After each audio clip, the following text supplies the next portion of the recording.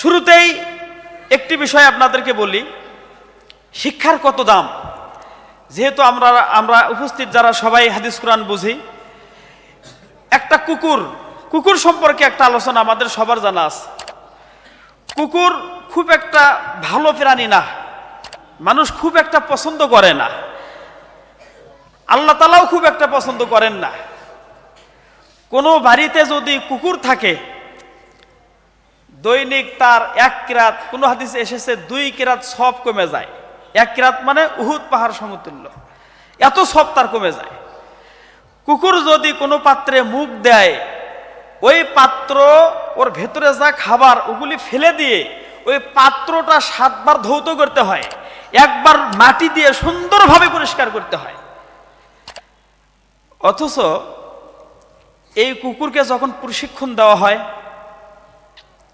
তখন ওই কুকুর লালন পালন করা বৈধ, তখন ওই কুকুর পালন করার কারণে পাপ কমে যায় না। এমনকি প্রশিক্ষণ প্রাপ্ত কুকুর যদি শিকার ধরে আনে, বিসমিল্লাহ বলে আমি কুকুর পাঠালাম, কুকুর জঙ্গল থেকে একটা শিকারি ধরে আনলো, রাস্তায় মারা গেল, তবুও খাওয়া যাবে। যেই কুকুর পাত্রে মুখ দেওয়ার কারণে পাত্রের খাবার ফেলে দিয়ে পাত্র 7 বার ধৌত করতে হলো, যেই কুকুর থাকার কারণে ঘরে ফেরেশতা যাচ্ছে না, ফেরেশতা আসা যাওয়া বন্ধ, যেই কুকুর থাকার কারণে প্রত্যেক দিন আমার পাহাড় সমতুল্য সওয়াব কমে যায়, অথচ প্রশিক্ষণ নেওয়ার কারণে সেই কুকুর শিকার করলে সেই শিকার খাওয়া বৈধ হয়ে যায়। একটা অবহেলিত প্রাণী কুকুর শিক্ষা গ্রহণ করার কারণে তার যদি দাম বেড়ে যায়, মান বেড়ে যায়, আমরা আশরাফুল মাখলুকাত মানুষ, আমরা যদি ইসলামী শিক্ষা অর্জন করি আমাদের মান বৃদ্ধি হবে ইনশাআল্লাহ। সহিহ বুখারীতে এসেছে, উসমান রাদিয়াল্লাহু তাআলা আনহু বলেন, রাসূল সাল্লাল্লাহু আলাইহি ওয়াসাল্লাম বলেছেন, খায়রুকুম মান তাআল্লামাল কুরআন ওয়া আল্লামাহু, তোমাদের মধ্যে সবচেয়ে উত্তম ওই মানুষ যে কোরআনের শিক্ষা গ্রহণ করে এবং অন্যদেরকে শিক্ষা দেয়। কোরআনের শিক্ষা গ্রহণ করে এবং অন্যদেরকে শিক্ষা দেয়, এই 2 প্রকার মানুষ পৃথিবীর মধ্যে সবচেয়ে ভালো মানুষ। শুধু তাই নয়, আরো একটি হাদিসের অনুবাদ শুনুন। একদিন রাসূল সাল্লাল্লাহু আলাইহি সাল্লামকে জিজ্ঞাসা করা হলো 2 জন ব্যক্তি সম্পর্কে, একজন আবেদ আর একজন আলেম। এই 2 জনের মাঝে সম্মানিত কে? আল্লাহ নবী সাল্লাল্লাহু আলাইহি ওয়াসাল্লাম তখন বললেন, ফাজলুল আলিমি আলাল আবিদি কা ফাজলি আলা আদনাকুম, তোমরা যারা সাধারণ সাহাবা তোমাদের চেয়ে আমার মর্যাদা যেমন বেশি, একজন আবেদের চেয়ে একজন আলেমের মর্যাদা তত বেশি। সুবহানাল্লাহ, সুবহানাল্লাহ।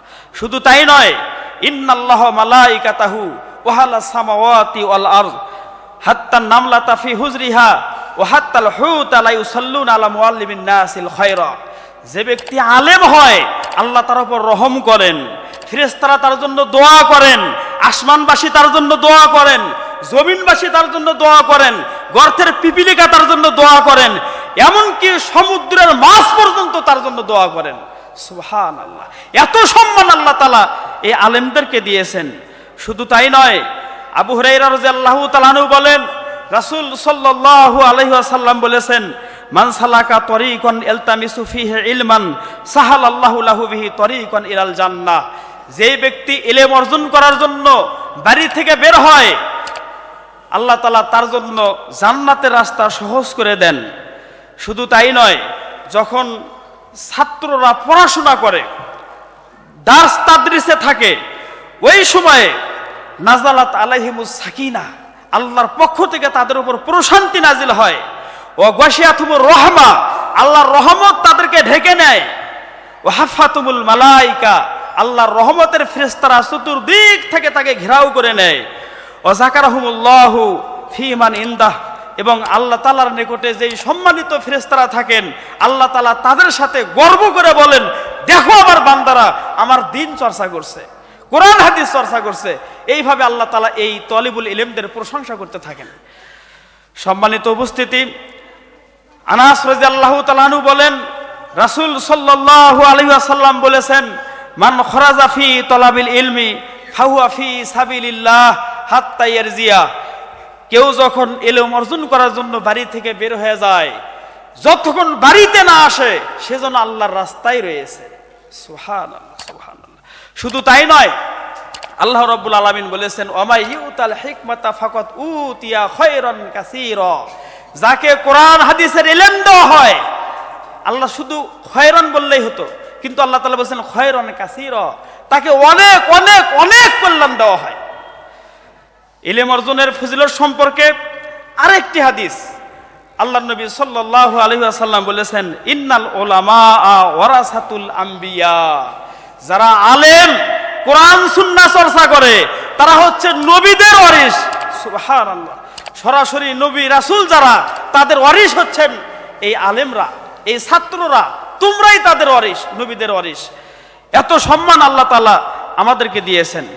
আমি পরিশেষে আরেকটি কথা বলবো, এই যে ইলম অর্জনের গুরুত্ব ফজিলত সম্পর্কে যেটুকু শুনলাম, এরকম আরো অসংখ্য আয়াত এবং হাদিস রয়েছে।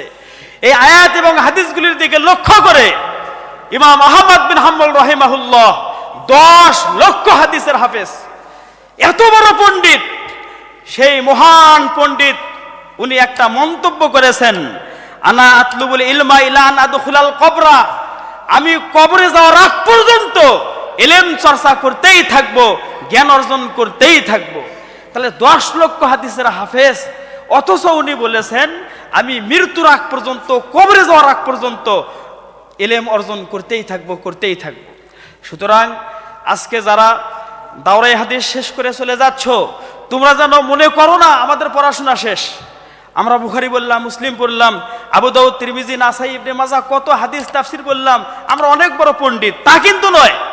10 লক্ষ হাদিসের হাফেজ যদি বলতে পারে মৃত্যুর আগ পর্যন্ত আমার ইলম অর্জন করা প্রয়োজন, তাহলে তোমাদেরও ইলম অর্জন করা প্রয়োজন। যত দিন বেঁচে আসো তোমরা এই চর্চা ধরে রাখবে। আমি তো মনে করি তোমাদের পড়া শেষ না, তোমাদের পড়া শুরু। তোমরা কেবল পড়া শিখলে, কিভাবে একটা আরবি বই পড়তে হয় যে সে মানুষ জানে না।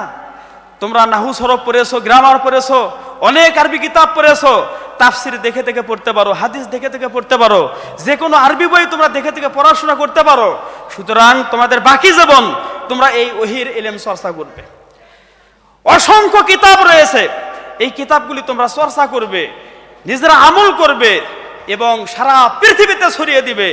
তোমরাই পৃথিবীর শ্রেষ্ঠ জাতি, তোমরাই পৃথিবীর শ্রেষ্ঠ সন্তান ইনশাআল্লাহ।